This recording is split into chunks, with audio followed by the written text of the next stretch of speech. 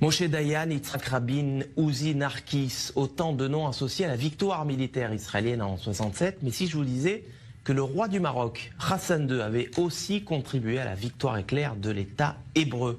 Info, Intox, Johanna Binder, bonsoir. Bonsoir. Alors, est-ce que Israël a effectivement gagné cette guerre de 67 grâce à l'aide du Maroc? Eh bien, sans le Maroc, Israël n'aurait peut-être pas gagné la guerre des 6 jours. Alors, tout commence en 1965, on est 2 ans avant que débute la guerre des 6 jours.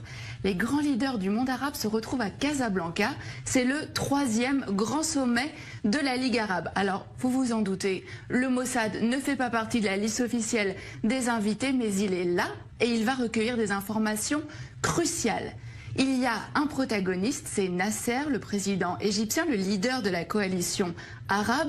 Alors dans quel état d'esprit est-il à la veille de cette conférence? Il déclare à Assouan en février: l'année 1965 est la plus dangereuse des années de la lutte arabe. Israël prétend que les Arabes s'apprêtent à perpétrer une agression. Cela signifie qu'Israël a l'intention de nous attaquer. Nous devons donc être prêts à riposter.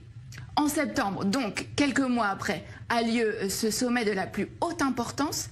À l'ordre du jour, l'état des forces armées des pays de la Ligue arabe, avec cette question: sont-ils prêts à faire la guerre contre Israël? L'autre homme clé de cette histoire, c'est Hassan II, le roi du Maroc. Il va permettre aux renseignements israéliens de connaître ses ennemis. Et c'est à ce moment-là que le Mossad va donc entrer en action. Oui, absolument. Le Mossad va donc préparer cette opération en amont de la conférence. Plusieurs jours avant, une équipe du Shin Bet et du Mossad, il s'appelle à Tsiporim, donc les oiseaux, vont occuper le dernier étage du très luxueux hôtel à Casablanca où sont attendus les dirigeants arabes et où va aussi avoir lieu la conférence.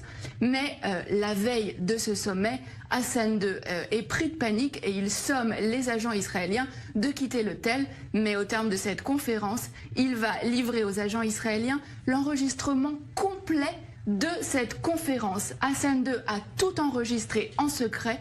Il n'a pas confiance dans les invités de la Ligue arabe. C'est à peine croyable. Mais qu'est-ce que les Israéliens vont bien pouvoir découvrir sur ces cassettes? Alors, les enregistrements vont révéler qu'il est question de créer un commandement arabe unifié pour mener les hostilités contre Israël. Et le point crucial, c'est que les rangs arabes sont profondément divisés. On va pouvoir entendre des échanges extrêmement vifs entre Hussein de Jordanie, mais aussi Nasser.